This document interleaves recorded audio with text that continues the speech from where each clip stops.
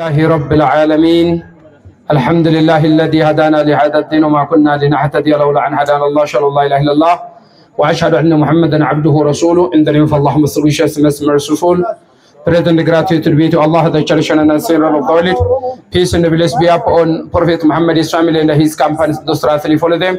We pray to Allah His Exalted to keep us on the right path which has guided us.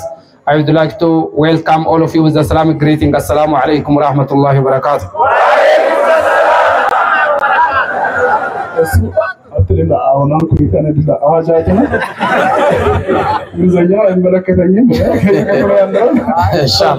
በአማርኛ አደርጋለሁ ችግር የለም።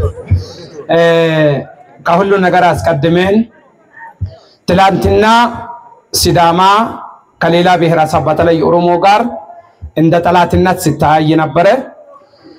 ሲዳማና ኦሮሞ ብቻ ሳይሆን ሙስሊምና ሙስሊም ያልሆኑ ራሱ እንደ ጠላትነት ሲታይ ነበር።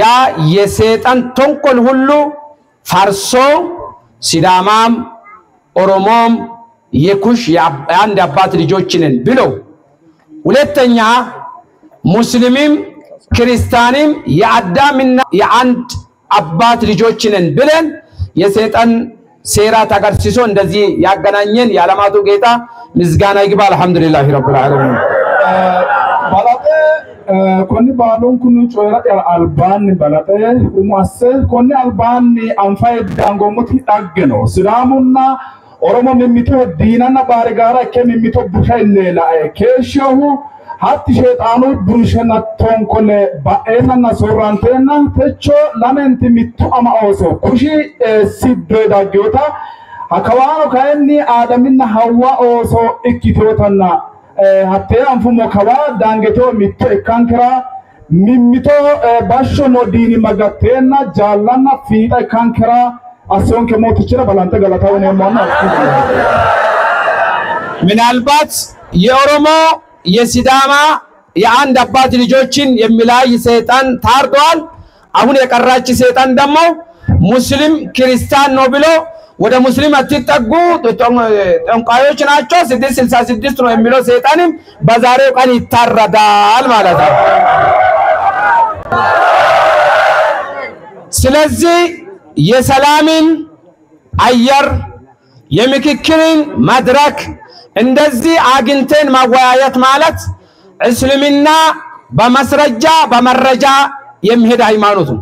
ስለዚህ ብዙ ጊዜ ወንጌልን እንሰብካለን የምትሉ ፓስተሮች የወንጌል መድረክ ተዘጋጅቶላችኋል። ህፃናትና ሴቶች ጋር ሄዳችሁ ራሳችሁን ከምታስቸግሩ እንደዚህ የመጽሐፍ ዕውቀት ያላቸው ሰዎች ሲመጡ ወጣችሁ በተዘጋጀላችሁ መድረክ ላይ ተናገሩ። ከቻላችሁ እንደዚህ ቦታ ላይ ማስባክ ፕሮግራም ከቻላችሁ አዘጋጁና ጥሩን እንመጣለን። ስናዘጋጅኑና ተማከሩ እናዘጋጅላችኋለን። ከዚህ ውጪ ግን ሴቶችንና ህፃናትን የፈለጉ ማሄድ ጥሩ አይደለምና ዛሬ ትምህርት እንዲሆነን ዘንድ ፓስተር ነኝ የምትል መጽሐፍ ቅዱስ የምታክ ከዘፍጥረት እስከ ዮሐንስ ራእይን መሰረት አድርገን የእስልምናን ኡናታ ላንተ እንነግራለን እና ወደዚህ የኛ ግብዣ ነው። ስለዚህ የመጀመሪያ መልእክት የሚሆነው በዓለማችን ላይ 4300 ታላላቅ ሃይማኖቶች አሉ። 10131 ትናንሾች አሉ። ለትክክለኛነት ለኡናተኛነት የፈጣሪ ለማሆኑ ከፈጣሪ የተወደደ ለማሆኑ የሰው ልጅ የተፈጠረበት ለማሆኑ መረጃ ያለው ከእስልምና ውጪ አንድም ሃይማኖት የለም። ምናልባት ከእስልምና ውጪ እኔ ጴንጤ ነኝ፣ ኦርቶዶክስ ነኝ፣ ካቶሊክ ነኝ፣ ሐዋርያ ነኝ፣ መካነ ኢየሱስ ነኝ የፈጣሪ ነው ትክክለኛ ነው ፈጣሪ ለሰው ልጅ የመረጠ ነው ብለው በመረጃ ማቅረብ የሚችል ጀግና ካለ 1 ሚሊዮን ብር ይወስዳል ናና ወሰደው ማለት ነው።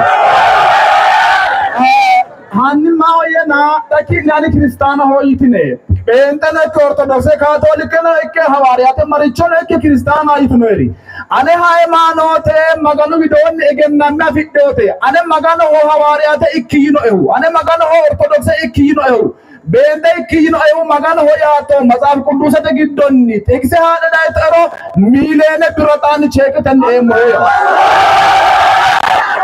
ስለዚህ ወደ እስልምና ስንመጣ የፈጣሪ ሃይማኖት ለማሆኑ በአምስተኛው ሱራ ምዕራፍ 3 ላይ ወረዲቱ ለኩሙል ኢስላም ዲና ከሃይማኖቶች እስልምናን ወድጄላችኋለሁ አላህ ስላለን ነው።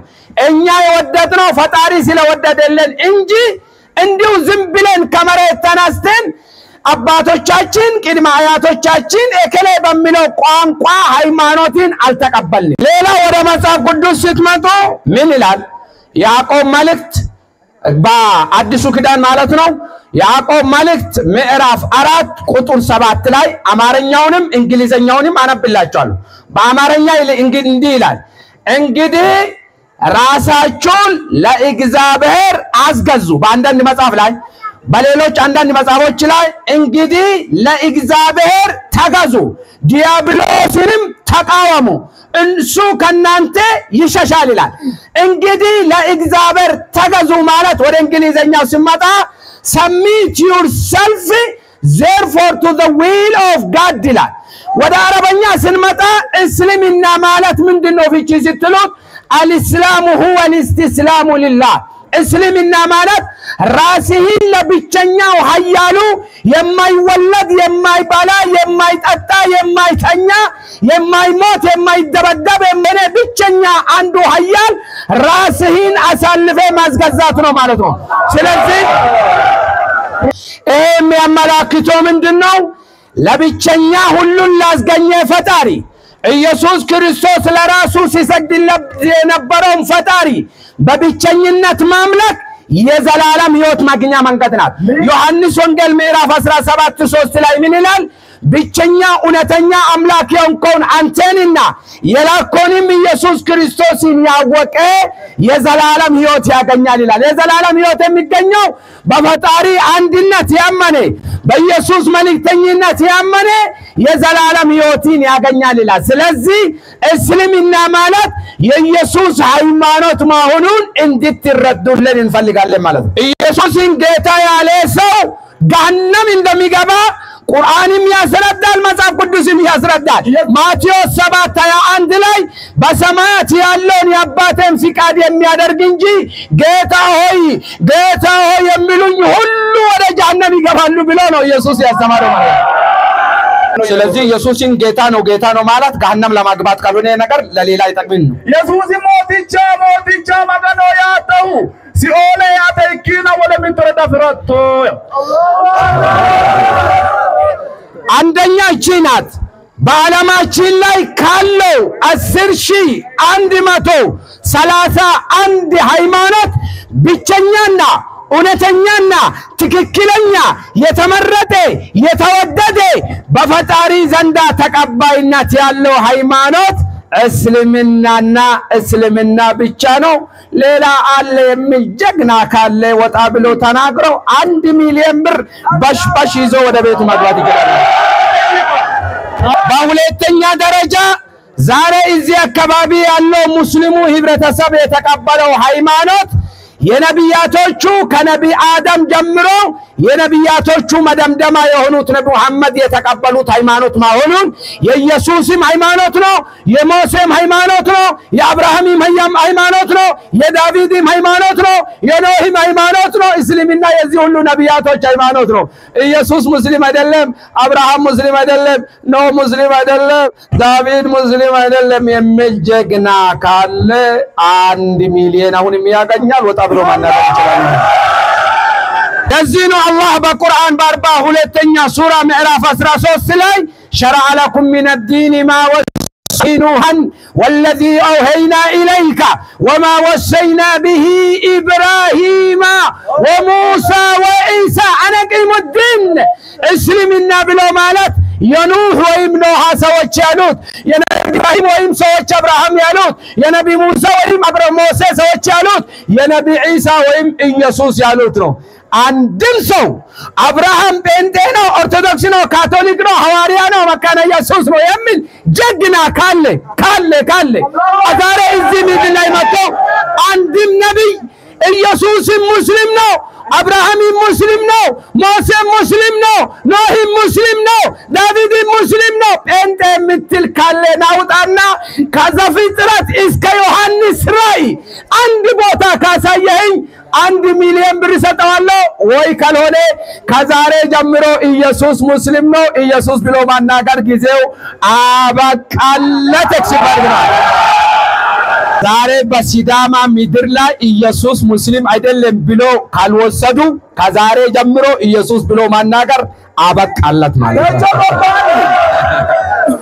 ሶስተኛ እኛ በነብይ ኢሳ ላይ ነብይ ኢሳን እንወዳለን አንወድምኛ በነብይ ኢሳ ነብይነቱ አምነናል አላመንም አምላክ የሚል ግን አለ ኢየሱስ እኔ አምላክ ነኝ አምልኩ ብሎ ከዘፍጥረት እስከ ዮሐንስ ራእይ አንድም ቦታ አልተናገረም አለ የሚል ካለ ይሄው ፈራሱም ይሄው ሜዳውም ይሄው